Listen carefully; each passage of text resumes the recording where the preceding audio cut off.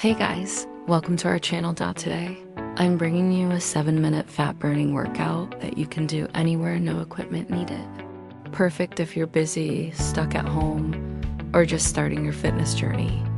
Ready? Let's go. Let's start strong with jumping jacks. Keep your core tight, arms up, and move fast. You're just getting warmed up, stay light on your feet. Drive those knees up.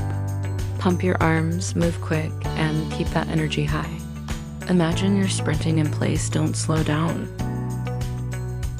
Down into push-ups, strong core, chest to the ground, and push back up. Keep breathing and don't drop those hips. You got this. Sit back in the squats, hips down, chest up, knees out. Imagine you're sitting on a chair. Keep it controlled and powerful with every rep. Into mountain climbers, drive your knees toward your chest, stay on your toes, and keep your back straight. Speed it up, keep pushing. Hold that plank, elbows under shoulders, back straight, core tight.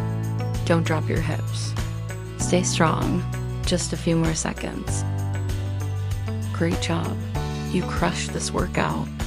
Don't forget to like, share, and subscribe for more workouts. See you in the next one.